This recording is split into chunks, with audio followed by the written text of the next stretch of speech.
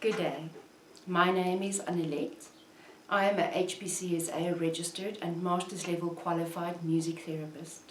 While various types of health practitioners such as nurses, psychologists, social workers, occupational therapists may use music in their professional practice, and while various types of musicians may provide music in healthcare or community settings, it is important to note that none of these individuals are practicing music therapy. Music therapy is generally not concerned with developing musical skills or sensitivities. So I guess this is a cause for the term of music therapy to be somewhat misleading, because related forms of therapy such as physical therapy and speech therapy gain their names from the focus of their interventions, from their goals rather than their means. But in music therapy, music refers more to the means of the practice than to the ends. So in the early development of the profession, a standard definition in the United Kingdom was Juliet Elvins in 1975. She said that music therapy is the controlled use of music in the treatment, rehabilitation, education and training of children and adults suffering from physical, mental or emotional disorder.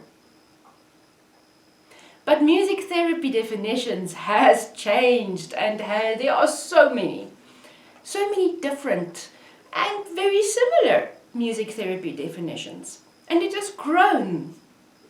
So in 2011, the World Federation of Music Therapy stated that music therapy is the professional use of music and its elements as an intervention in medical, educational and everyday environments with individuals, groups, families or communities who seek to optimize their quality of life and improve their physical, social, communicative, emotional, intellectual and spiritual health and well-being. Research, practice, education and clinical training in music therapy are based on professional standards according to cultural, social and political contexts. Now in 2014, Brucia said that music therapy is a reflexive process wherein the therapist helps the client to optimize the client's health, using various facets of music experience and the relationships formed through them as the impetus for change. A lot of people see music as a language or an experiential world. And this comes from the belief that music shares many characteristics with verbal language. Both mediums are temporal and auditory. They both can be represented through visual symbols, and they typically involve a sender, a receiver, and a message.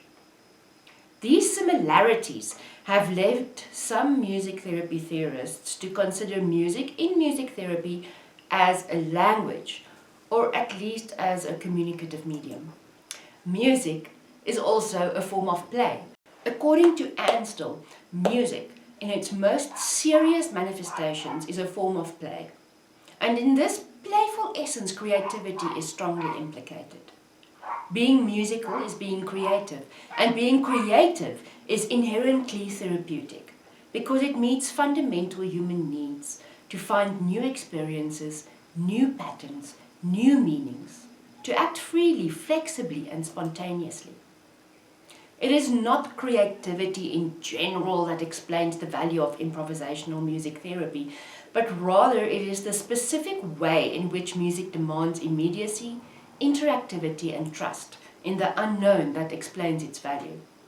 It is the drawing forth of something from nothing, creating an interactive musical entity where none existed previously, that is most valuable for many clients, as it counteracts a pervasive self-image characterized by the absence of creativity.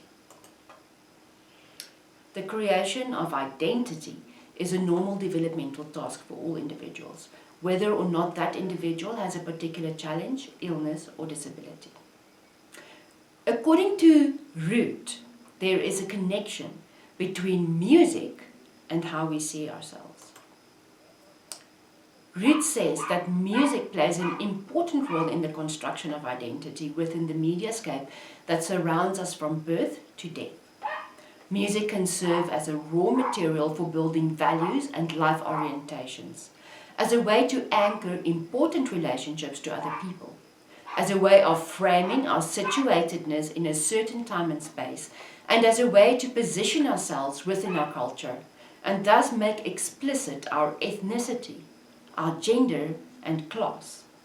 It also provides important peak or transcendental experiences that may strengthen the formation of identity in the sense that we feel meaning, purpose and significance in our life.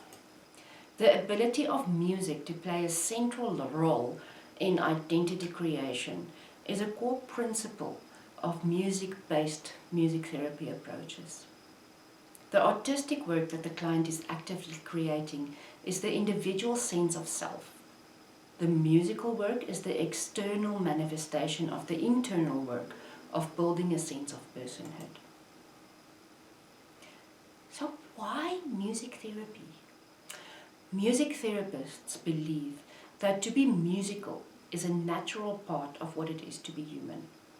Everybody is born with an innate musicality and is innately responsive to musical elements. So Ansdell says that being musical doesn't mean being musically skilled to be able to play the piano or the guitar or to sing, but rather being musical is a musical way of being in the world. Being musical encompasses a sensitivity to timing, texture, nuance, play. It encompasses being in relationship to others musically. Trusting that there is a level where you don't need words to understand each other.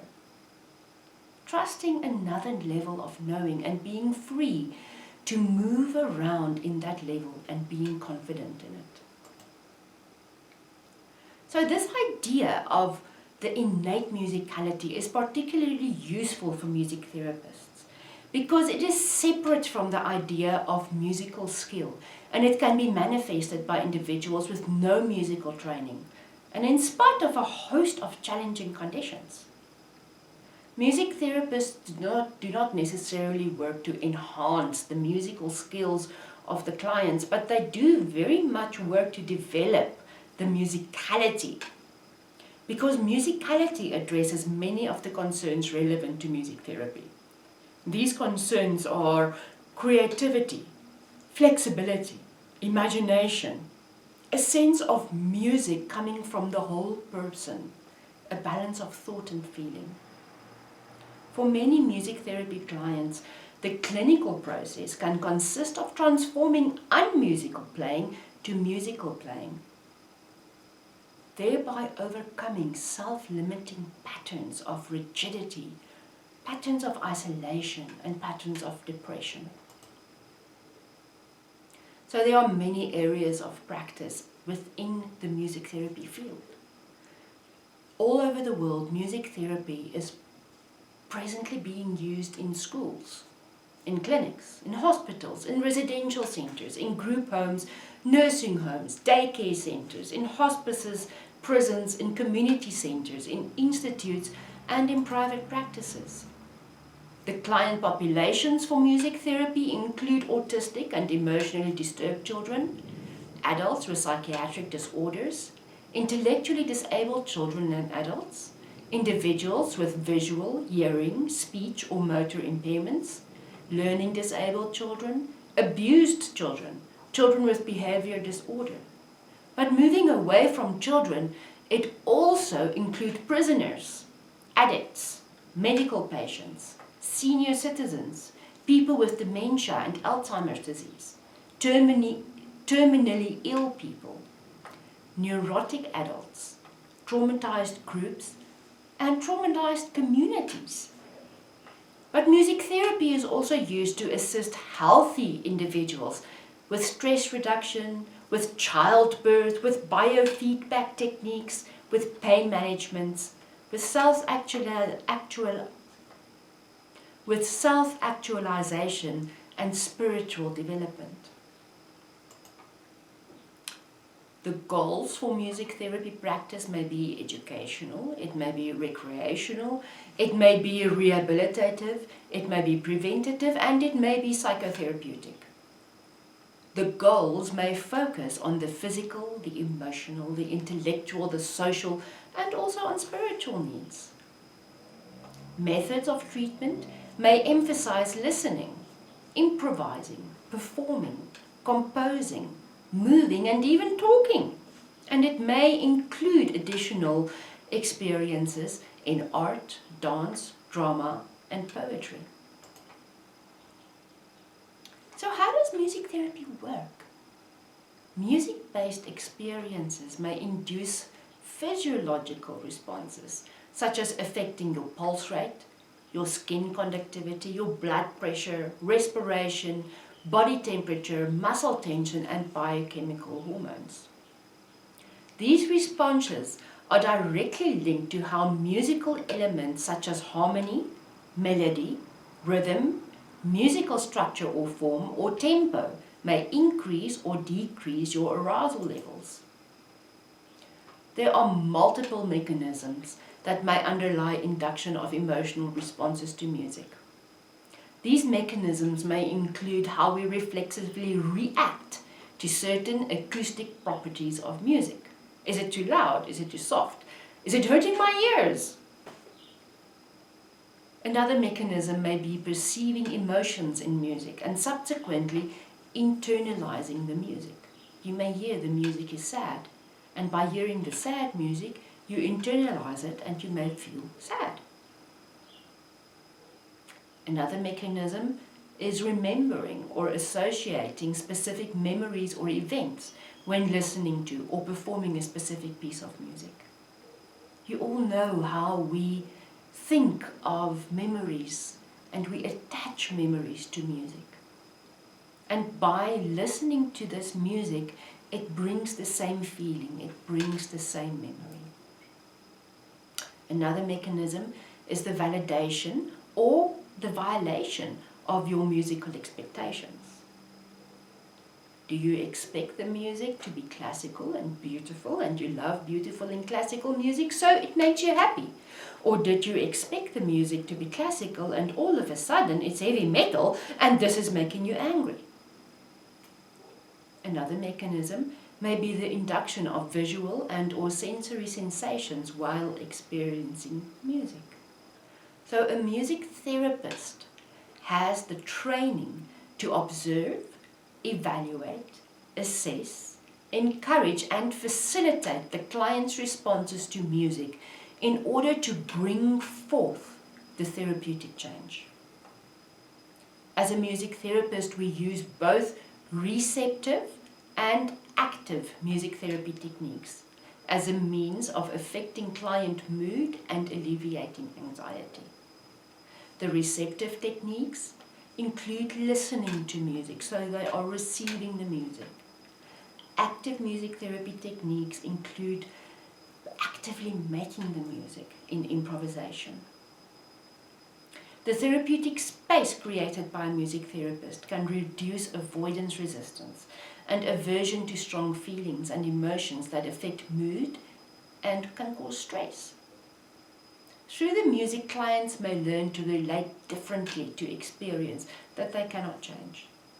And during a session, the therapist can listen and respond to clients, guiding them to develop ways to cope with stress, anxiety, and mood disturbances that compromise their ability to connect to others. I want to thank you for listening, and I really hope that it has shed some light on music therapy for you. And I want to leave you with this thought by Oliver Sacks.